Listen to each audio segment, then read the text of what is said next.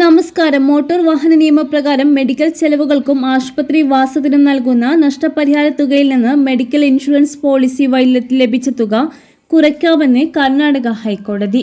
Justice ഹൻജാദ Sanjeev കുമാറാണ് ഈ സുപ്രധാന വിധി പുറപ്പെടുവിച്ചത്.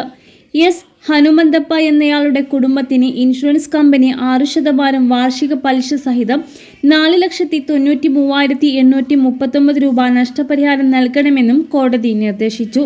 ഇതിനോടൊപ്പം തന്നെ മെഡിക്കൽ ഇൻഷുറൻസ് പോളിസി വഴി ലഭിച്ച 1.8 ലക്ഷം രൂപ നഷ്ടപരിഹാരത്തിൽ നിന്ന് കുറയ്ക്കുവാനും കോടതി ഉത്തരവിട്ടു.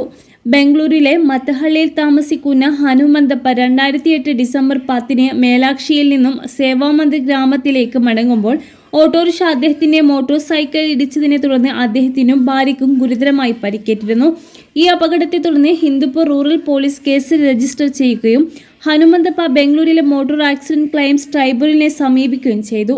2013 മാർച്ച് 22 ട്രൈബ്യൂണൽ 6,73,839 രൂപ നഷ്ടപരിഹാരം വിധിച്ചു.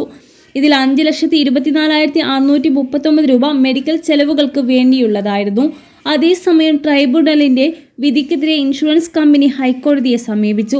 മെഡിക്കൽ ഇൻഷുറൻസ് പോളിസി പ്രകാരം ഹനുമന്തപ്പയ്ക്ക് ലഭിച്ച 1.8 ലക്ഷം രൂപ നഷ്ടപരിഹാര തുകയിൽ നിന്ന് കുറയ്ക്കണമെന്ന് ഇൻഷുറൻസ് കമ്പനി വാദിച്ചു.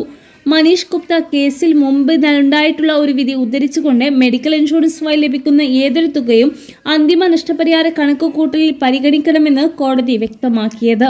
ഹൈക്കോടതിയുടെ ഇടപെടലോടെ ഹനുമന്തപ്പയ്ക്ക് മെഡിക്കൽ ചെലവുകൾക്കുള്ള നഷ്ടപരിഹാരം 3,44,639 പുനർനിർണയിച്ചു.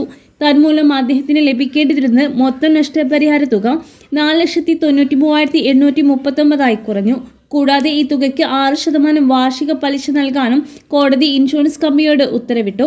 ഈ വിധിയിലൂടെ അപകടത്തിൽപ്പെടുന്ന വ്യക്തിക്ക് മെഡിക്കൽ ഇൻഷുറൻസ് പരിരക്ഷ ഉണ്ടെങ്കിൽ ഇൻഷുറൻസ് വഴി ലഭിക്കുന്ന തുക അപകട നഷ്ടപരിഹാരത്തിൽ നിന്ന് കുറയ്ക്കാമെന്ന് സുപ്രധാന തീരുമാനമാണ് കർണാടക ഹൈക്കോടതി കൈക്കൊണ്ടിരിക്കുന്നത്.